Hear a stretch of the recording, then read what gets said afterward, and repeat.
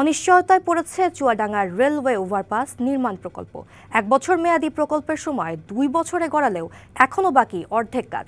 কয়েক দফায় ব্যয় বাড়িয়ে মন্ত্রণালয়ে প্রস্তাব পাঠানো হলেও অনুমোদন মেলেনি। এসব জটিলতায় আরও ঝিমিয়ে পড়েছে ধীরে চলা প্রকল্পটি।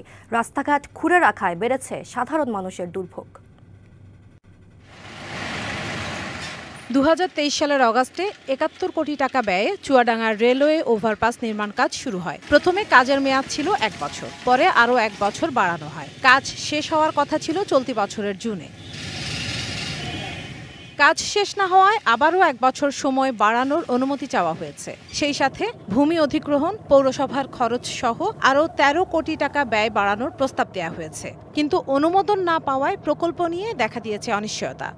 এত ভেঙে ছিঁড়ে গিয়েছে, আমরা মাইক্রোনে গেলেও কাদা হচ্ছে, অটো ভেঙে পড়ে থাকছে, 10 চাকার টায়ার বাস্ট হচ্ছে। ব্যবসা তো নেই, জনগণের চলাফেরা আসা যাওয়া এত অসুবিধা।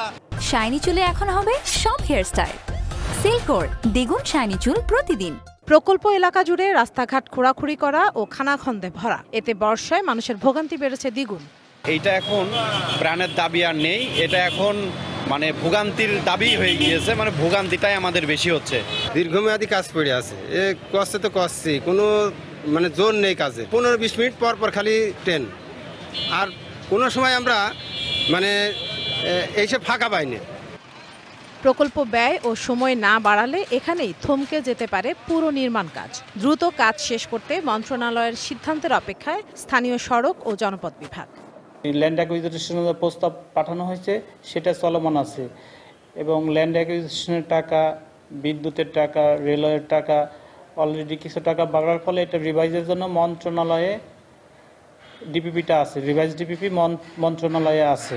তো মন্ত্রণালয় থেকে এটা পাস হলে যথাশীঘ্রই কাজটা দ্রুত শেষ করে ফেলা হবে। এ পর্যন্ত প্রকল্পের অগ্রগতি ৫৭%। স্থানীয়দের প্রত্যাশা, সব জটিলতা কাটিয়ে শিগগিরই শেষ হবে ওভারপাসটির নির্মাণ কাজ। DBC news desk.